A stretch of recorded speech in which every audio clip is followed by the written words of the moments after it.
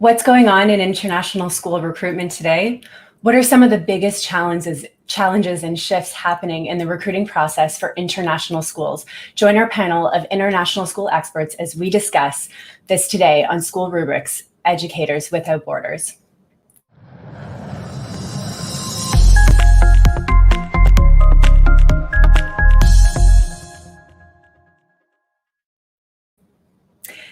Recruitment of teachers and administrators in international schools has gradually shifted away from in-person job fairs and online interviews.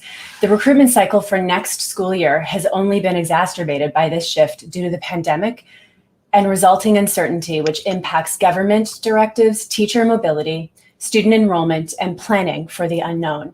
What will the new normal for international school recruiting look like as the dust settles? I'm Julia, former international school principal and founder of Clear Crossing Academy. Today, I have the opportunity to connect with three trailblazing international school administrators. I'd like to start off by welcoming Dr. Spencer Fowler, CEO and Superintendent of the Affiliate High School of Peking University's Dalton Academy in Beijing, China. Much of Dr. Fowler's research concentrates on educational reform practices, while bridging the gap between education and industry by connecting teachers and students to resources that tackle the universal issues. Next, it's a great pleasure to welcome Catarina Song Chen, Director of American School of Belo Horizonte in Brazil. Catarina is a National Distinguished Principal and has served as Vice President and member of the Board of Trustees for the Association of American Schools in South America for the past 6 years. Finally, a warm welcome to Dr. Ronald Lalonde, High School Principal of the American School in Dubai, UAE. Dr. Lalonde founded River Paths Coaching and Consulting in 2015. He is a sought-after speaker, workshop facilitator, and educational consultant. I'd like to start off today's panel by just asking each of you to share a little bit more about yourself and your organization. How are you and your school community adjusting to the sincere challenges of the current school year? Ron, I'd like to get started with you. Welcome today. Thanks, Julia. It's a pleasure to be here. It's a pleasure to be back with the American School of Dubai this year. I signed up as interim high school principal and knew I'd be with the school for a year, but I didn't know what a year it was going to be. The challenges we've faced have been many, just in staying in school. We've been fortunate to be able to run a hybrid model for the year, but that means we've got teachers teaching in person, online, and blended. So it's really on the backs of teachers doing a remarkable job. We've got an incredible amount of teaming going on with our in our high school in particular, where I'm seeing it, but right across the school. It's amazing to see how supportive people are for one another when they know that everyone is kind of idling at a level of anxiety and not an uncertainty about the pandemic, about their own safety in school. It's also really hard, I think, for teachers to settle for second best. They want to work really hard at making the best educational experience for their students. So yeah, there've been a lot of challenges, but I'm really impressed with how people are rising to it. And people will continue to rise to those challenges throughout the school year, I'm sure. Ron, thanks so much for sharing that. Spencer, what's going on in Beijing? A lot. I mean, for us, we're back in the face-to-face, and we've been back in a face-to-face since the start of the year, and even the end of last year, we were back in the face-to-face. So, with the exception of 2 faculties, everyone is on the ground here. So, I'd say that it hasn't been too arduous. It hasn't been that complicated for us. I'd say that because we've had a model that's included blended and virtual learning for some time, that we've been able to roll with the punches quite smoothly. It's interesting that you mentioned for the quite some time, and I'm sure so many of us are curious about what really that short and a little bit longer term just past this moment might entail. And I think we'll get into that today. Thanks so much. Catarina, what about yourself? What about your community? Well, we are completely online still. And it's been quite challenging. When the school closed down back in March, we were in our second semester of the school year and we were on emergency mode. But we actually started the school year on an online format, which gave us an opportunity to improve and innovate our practices. And we continue to work online, but it's amazing to see how individual commitment can be transformed to this collective collaboration to really work hard and make a difference. And what we've seen is that this has really created a shift in how we work and how we communicate and how we plan. And it's a huge learning curve for all of us. Mm-hmm. I love that you brought up really the notion of innovation. This is truly calling all of us as educators and as community leaders to be innovative in our practices now and forward thinking in a way that perhaps we never thought possible. Well, let's jump right in. We have a bunch of questions from educators all over the world. Our first question comes from Jennifer Kay, who's a learning specialist at the American School in Brazil. Let's take a look.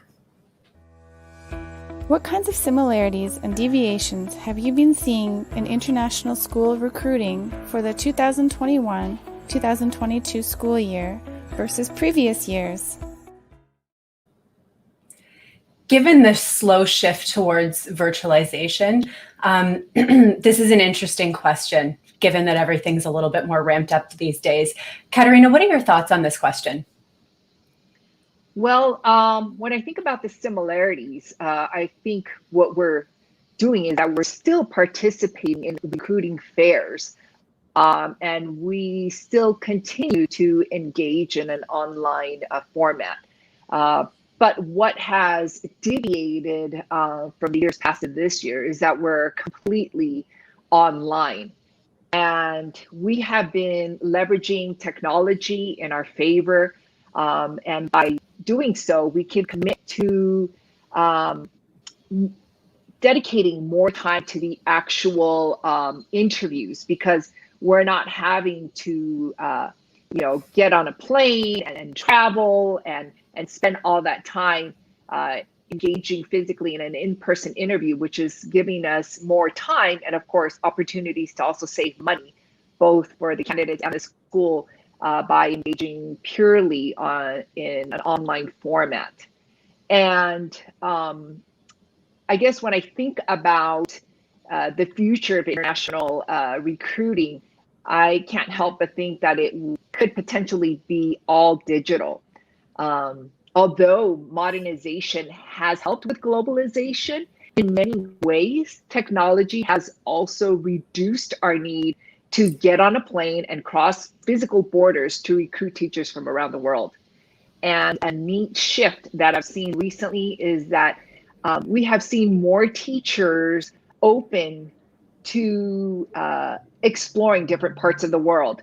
So they don't have to particularly participate in a Latin American specific recruiting fair, even if they are, living in the Middle East or Asia right now. What I've been experiencing is just more candidates from different parts of the world participating in the recruiting fairs. That's incredible to hear, really just almost like the flattening and the opening of opportunities for people who might not otherwise have a vantage point into all of those different corners of the world. That's excellent. Ron, you wanted to jump in. I just wanted to speak on the similarities side. It's still about relationship building and finding candidates who are a great fit for the environment and for the educational environment you have at your school. This isn't entirely new. I think over the years, people have been ramping up through online platforms to where the in-person job fairs have been more about meeting someone who you may have already had one or two meetings with online. So we're somewhat prepared for this. What's more difficult, though, is, of course, making that final assessment of good fit at the end of really just online conversations with someone. So it's hard to really build the depth of that relationship. Although I think the more time we spend online, the more we realize there's ways to there's questions to ask, and there's ways to have breakdown conversations with people so you can really build an authentic relationship and authentic understanding of what kind of fit they'd be for your school. I mean, the one thing that I'd want to say is just that I think it's leveling the playing field, that the haves and the have-nots. You know, you have a lot of amazing teachers out there around the world that would love to attend recruiting fairs. They don't have the ability, the luxury to travel, the money, and the time off work. And you have those schools that are used to doing these luxurious tours around the world to then have conversations with people. But I think that what I've enjoyed is that there's more people now involved in the hiring process at my school. Department chairs, faculty, other senior leaders. So there's more people, group conversations, individual conversations. There's a lot more time and an ability for then people to connect, like you were saying before. So I think that this is great, because now in the past, I've had to step away, another step away from their community. They might bring a senior leadership team, but having students and other people at your disposal around here, I think it just enriches those conversations much more. You know, and I also find that the recruiting fairs are such a rush, and there's so much pressure, and you have people coming and traveling, and they have 12 hours or 20 minutes to make a decision. So I feel that this has really slowed things down and made it a lot more fair for people, both schools and for candidates. And I think, and I hope people are recognizing that there's more companies out there, or platforms out there, than just the traditional ones that people have utilized in the past, because there is that opportunity to go and break bread and see people in person, or to maintain that status quo which existed in the past. So I think this has been brilliant. Spencer, I love that you brought up the idea of, or not the idea, rather, equity. Bringing equity into the hiring process is, I think, going to reap a lot of benefits for many, many international schools who want to embrace that. Let's move right along to our second question. This question comes to us from Joanne Olson. She's an educational trainer from Melbourne, Australia, who's curious to know everyone's thoughts on what the new normal will be in international education. Hi, my name is Joanne Olson, and I'm currently working at Berry Street Education Model in Melbourne, Australia as a senior education trainer. I've also previously taught at Singapore American School. I'm wondering about the new normal that people are talking about with respect to work and even education. What do you think the new normal will be in international school recruitment post-pandemic? Spencer, what do you think that new normal is going to look like? Or are we already living it? What are your thoughts? I think the new normal is like I started mentioning, just that the traditional platforms which cater to already those international aren't enough, that there are more platforms out there, those that are free, those that cost money. And I think that schools need to be more creative and I want to say less lazy with just sort of leaning on one or two of those agencies or companies. But you have different platforms, and we're talking about diversity, and we're wanting to then have more varying experiences in our schools. So I think that we need to look at what platform then speak to those people or connect us to those people. So at schools, I'm looking at what platforms connect me to people from higher ed, what platforms connect me to public school teachers, to private school teachers, international school teachers. And so for me, it's really being creative with the platforms that exist. Some cost money, some don't cost money, some strongly suggest, or in the past, that you had to meet face-to-face and stay in those hotels and in those conference centers. But I think this has been an eye-opener for us, that we're on the right path, in the sense that we need to look beyond what we've been doing in the past. And there's a lot of incredible people that want to break into international education, and it's difficult for them because they're not aware of the certain platforms that exist. So I think we have to do a better job of school leaders to make sure that we're being creative, but also then sharing with one another what platforms have been really successful and what other ones maybe prove to be challenging. So I think more of a dialogue, more sharing, and less holding those cards close to our chest. Yes, I mean, some see it as we're competing against one another, but I think we need to be looking at that we're all these global colleagues in education. So more of a sharing. Mm-hmm. And really coming into relationship with one another and being open to new and different opportunities and ways of doing things. Absolutely. Ron, what are your thoughts? I'm in pretty much agreement with Spencer. I mean, it's been great to have access to a lot more people and to think about the declining costs for the candidates to just get exposure, but it is about finding platforms where we can meet these candidates. I think as it progresses, I think we'll find that the platforms aren't the only places. I think that the distance learning professional development that people do, people who are recruiters are going to be looking for people all the time, throughout the year, to build relationships with, to have conversations with. I think over time, too, the old comfortable system that Spencer was talking about, or the few fairs with in-person fairs, there was something to them, though, in terms of them sitting in a particular place in the school year that allowed you to know when you were going to do that intensive work. So I think the thing that's coming is really building it into your school year to do the distance learning recruitment, to involve those extra people from human resources, to get your team leaders ready and other people who are going to have to interview. I think the thing I'm finding hardest this year is closing the loop. It's taking longer with people because you're doing it during your operational day. I think over time, schools will develop practices of saying, hey, let's block off this weekend and everybody's on deck and we're going to do some work recruiting together. I think that'll be fair for people who are working in schools operationally, and I think it'll be fair for candidates so they don't have to, wait a month to hear from the next person from the school. Almost simulating. Sorry, Spencer. I would just comment that, in the past, there have been these seasons, the seasons of when schools really start looking, and when applicants feel like there's a window, there's an opportunity to then be heard, to have a conversation, see if there's a good fit out there. And I think that it needs to be something that's ongoing, and we've even started looking at, could we even be posting jobs a year and a half out or 2 years out, or even a longer runway, and maintain a longer conversation with people.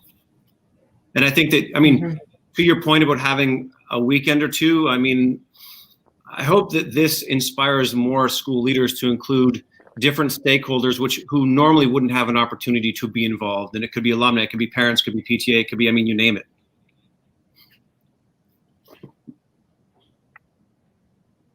Absolutely. Katerina, I know you wanted to jump in here. This is a great question, I think. No, I think the answers shared the responses shared have been wonderful. Another thing that I'd like to add is that recruitment in today's times just seems to be more of an ongoing thing. Teachers are no longer waiting just for the recruiting fair to search for their next school. Social media is something that is big. I think many of the international schools are on this platform, whether it's LinkedIn, Instagram, Facebook, a lot of the social media, to constantly tell your story about the school. And teachers are savvy. They are online, they are searching, they want to know about the quality of life that they will be able to find at the cities that the international schools are located in. They're looking to see how you personify your school values through the actions that you're promoting through social media, and of course, the different professional development opportunities that the school offers.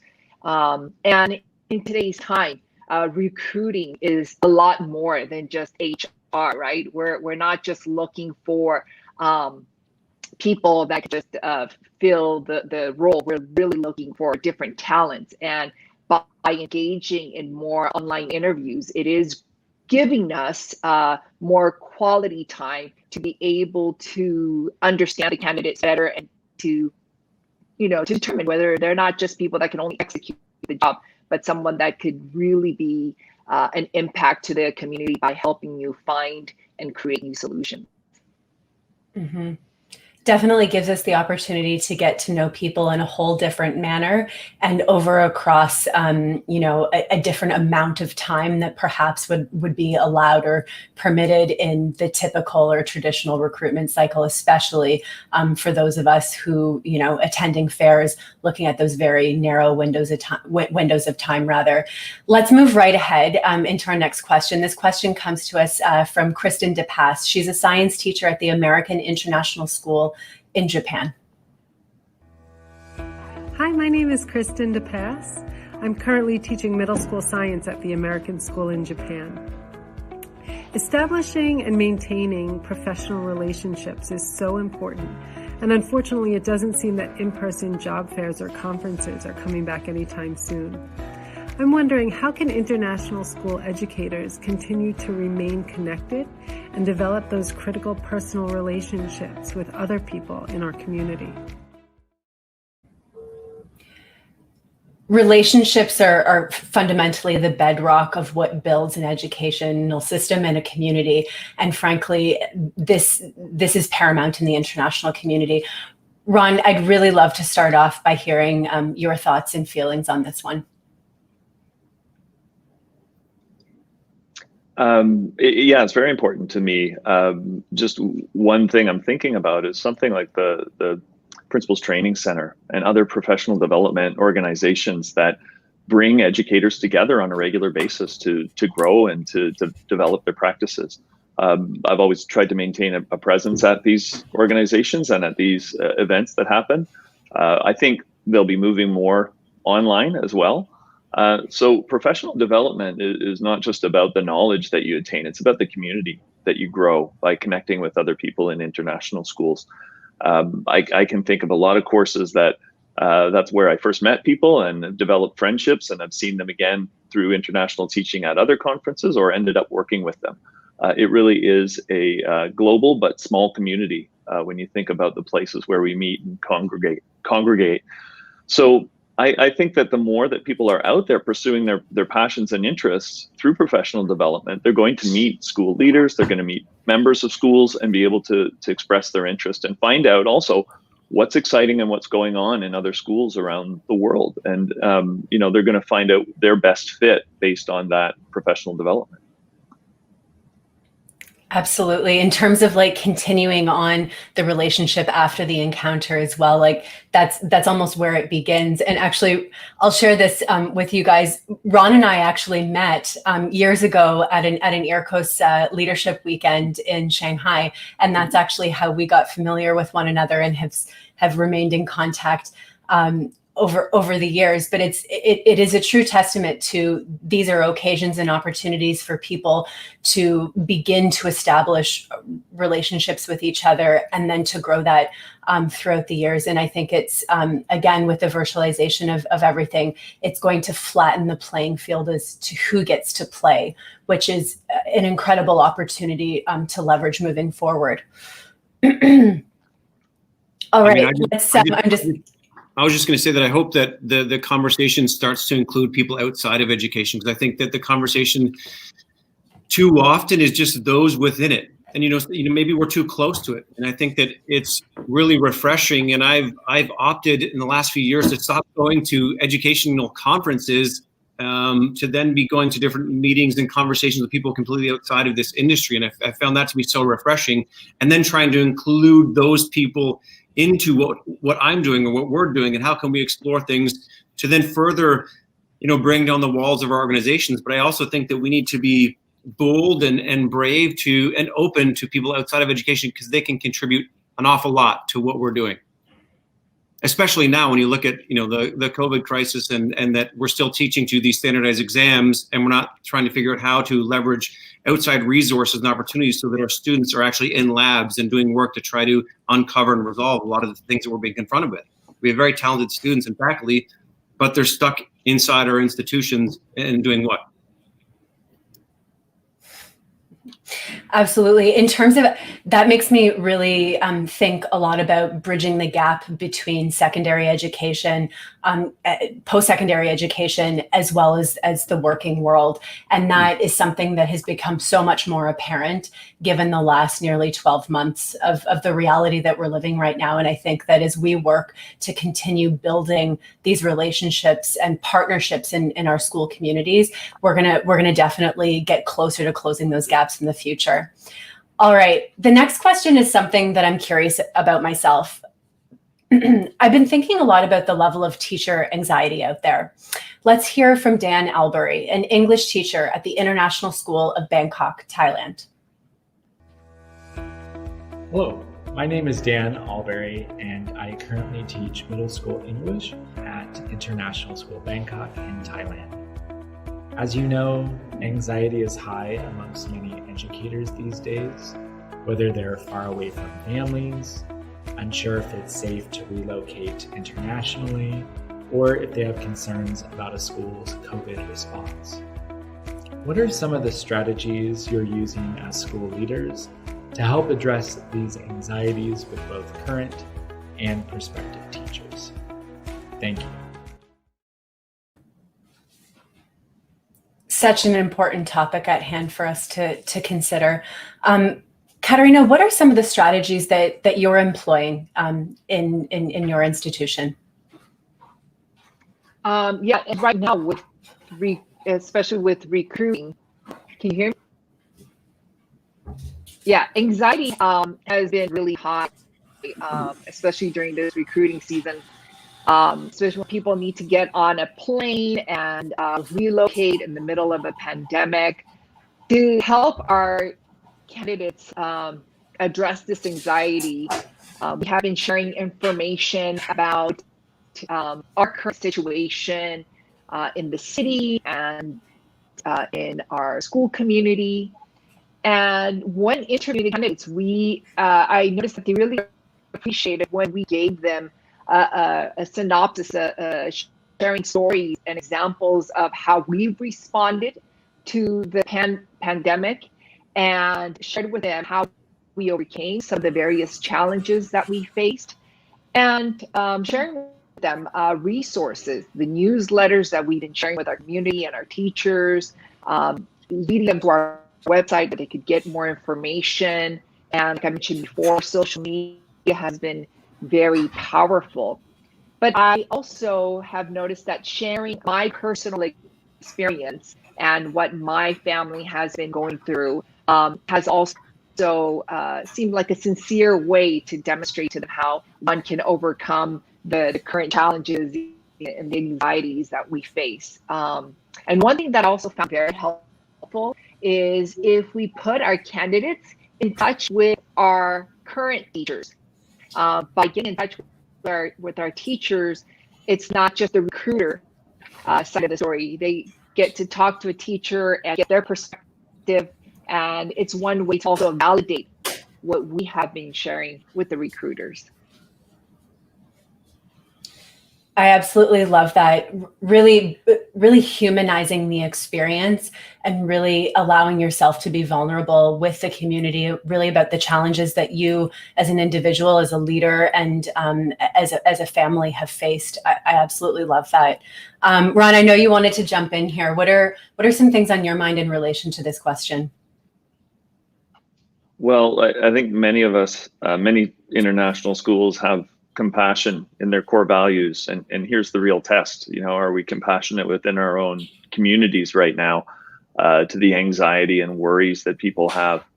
There's been a lot more focus on the day-to-day operations and being present to people, meeting people in the hallway, listening to their conversations. We've also been really listening to people in any way we can. So a lot of climate surveys going out, both anonymous, but also identified ones, so we can follow up directly with individuals. Because the one thing I'm finding is that while there are some common patterns of stress, everyone's individual stress depends on their story. I mean, there's people who are having their own personal health issues. There's people who didn't get to travel over the summer and are distanced from a loved one who may or may not be compromised or they have worries about. So really, everyone has a story, and it's important to create an openness to listen to those stories. The teaming that we've encountered at school and the way people have supported one another has been remarkable. There's been a great deal of openness and awareness, and people are making space for one another. So, and probably the biggest action step has just been decreasing the demands. We've slowed things down a bit. The demand of teaching in this environment is overwhelming, and so we've taken as many things as we can off the plates of teachers, so they can just focus on those relationships with students, on their own health and well-being, and on being able to show up for themselves and for their colleagues every day. Mm-hmm. those continuous loops of feedback to really take the temperature and understand where people are at in order for us to be able to meet them there is absolutely paramount. And it's really, I think it's closed the loops of communication much more tightly, much more quickly these days, given some of the constraints that we're working with. Spencer, I know you also wanted to provide your insight here. I'd absolutely love to hear what's going on in Beijing with your faculty right now. I would just say that, morale is so important, and we've been trying to make sure that we're having fun together. We're being safe, but we've recently had, faculty versus faculty, a soccer match, and going out for meals together. I mean, being safe, but also just making sure that, again, there's that communication loop that people feel like they're really being cared for and appreciated, because it is such a challenging time. And we've also brought in experts to come and to work with us and to make sure that there is someone that we can lean on outside of the school as well. So I think just trying to, as much as possible, really enjoy each other's company and really appreciate what people are doing. But I think the one thing that we've inadvertently done well is just that our teachers don't have to teach a lot of classes. So there is that time built into their schedule where they can really maintain looking after themselves and others. Mm-hmm. Mm-hmm. Bringing up the idea of welcoming other individuals, stakeholders from the community to come in and support us during this time, I think, is paramount. One of the organizations that I've recently become familiar with here that operates more in a North American context, but is looking for global expansion, is actually something called Inkblot, and they support organizations with helping effectively with employee wellness and helping connect through group benefits in a variety of different ways to help, in counseling, in mental health, in a variety of ways. And I think, Spencer, to your point, welcoming different stakeholders in that we wouldn't normally be having conversations with is going to make all the difference moving forward, and particularly to be showing and demonstrating that we're willing to be flexible and change and on board with recommendations from folks as they do come to us with really pressing matters from their life. So hopefully, I think for those of you who are listening today, and for those of you who will be listening to this in the future, this is something that is so close to us. I think as an international educational community, we need to take care of ourselves in order to take care of each other.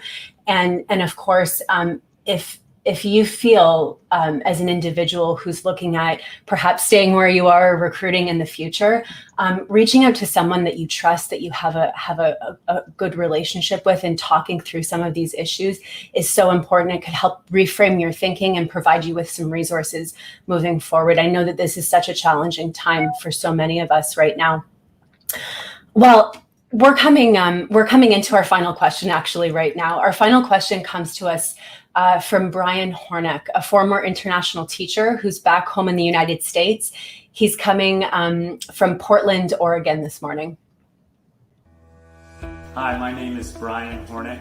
I began my teaching career in New York City and then went abroad, working in Mexico City at the Westhill Institute, working in Rio de Janeiro at the Escuela Americana, and then working in Sofia, Bulgaria at the American College of Sofia. I now work at a public school in my home state of Oregon, and I just started that up. And I have a question here for you guys in regards to recruitment services, and that is that most international schools seem to focus on a handful of websites or recruitment services to find most of their staff. And my question is, what role do you see those organizations playing in helping schools through both the immediate and longer term recruitment challenges in international schools? Thanks.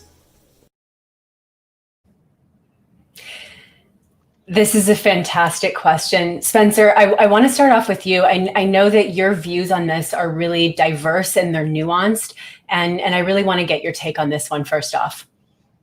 I think there needs to be more direct conversations from senior leaders around the world. I mean, if we're really trying to create these diverse educational landscapes, then I think that we need to be very direct, open, and honest with the different recruiting agencies that we work, and that we need to clearly articulate the kind of people that we want in our community, and we need to work with different stakeholders, including the people entry-exit bureaus. And I mean, depending on credentials, and in some cases, even people's citizenship, nationality is going to determine whether they're privileged to be able to then join that school or get a visa to go to that place. But I think that more surveys and data needs to be collected so that these recruiting companies can do, I think, a better job at leveraging more people that's going to add to that diversity, that's going to add to that story that we want to have in our schools. Mm-hmm. So really being open to invite that participation in order to perhaps create a more fulsome recruitment process for ourselves as leaders and as educational communities. Ron, I know you wanted to jump in on this question. What are your thoughts? I just think that as we enter more deeply into conversations around diversity, those are conversations that take place within a school community. And there's a lot of preparation and readiness to think about how you want to change and how you want to adapt and how a more diverse group of educators are going to achieve that. So I think one of the main things that those recruitment agencies, the ones that currently exist and the upstart ones, and some that might be on the cusp of forming because they've got the tools to help us, they need to really narrowcast. They need to understand client schools and understand their profile and what they're looking for and what they might be aspiring toward, what they might be changing toward, and then help pair candidates with those schools based on what they're aspiring toward. So rather than just a generic going and looking into a database, a much more focused and narrowcast approach based on what the school provides them in terms of their aspirations and their identity. Ron, the idea of more articulately pairing and matching candidates with institutions is exactly what's going on outside of international recruitment. I can definitely add that to the conversation. I think AI has galvanized the way that recruitment is happening in other industries, and frankly, it's providing industry with so many more perhaps better suited, better fit individuals for a variety of different reasons to be speaking with a recruiter and then with a hiring manager and eventually a hiring team. And I think inviting sort of those, again, innovations into international school recruitment is really going to help things move a really, really long way in a short period of time. All right, let's go to Katerina for a final comment on this question. Yeah, sure. So in addition to diversity, and of course, I think what Ron mentioned is very important about personalizing this experience. I think that an important concern here is the sustainability of the current recruiting platform. It can't just be seasonal and just simply bridging people to just schools. But I think more than just bridges, we have to serve more as windows to help schools become more visible, to help, like I mentioned before, personify your mission and your values and help the teachers out there see how you live out your mission. And if you could offer more interactive ways to engage with the candidates with websites or videos and newsletters, just pretty much kind of like what SchoolRubric is doing right now with webinars that are being hosted. I think this is a great way to think about future sustainability. Absolutely. Really, with the virtual reality that we're embracing very quickly and moving forward with, again, humanizing who we are in the process, breathing life and shedding light on who our school communities are and who we seek to support in the future is going to go a long, long way to help people feel secure and understand really what our core values are and really what that mission and vision is that we're aspiring to. Spencer, Katerina, and Ron, I want to thank you so much for taking the time out of your very busy schedules to join us at SchoolRubric today to discuss this very important topic that's on so many people's minds right now. We know that you guys are in the midst of recruiting and or closing up your cycles of recruitment. And this is just such an important conversation and a timely conversation. So we really want to thank you and thank everyone for tuning in to SchoolRubric's Educators Without Borders. We'll be back soon with another episode where we convene leading voices in education from around the world on topics that matter the most. Stay safe, everybody, and good luck on your recruitment efforts. Take care. Thank you for watching SchoolRubric's Educators Without Borders, where we highlight voices and perspectives of educational leaders across the globe. To stay in the know with our latest upcoming panels, interviews, tutorials, and more, make sure that you hit the subscribe button and follow us on all social media accounts. Or visit us at SchoolRubric.com. Thank you, and until next time.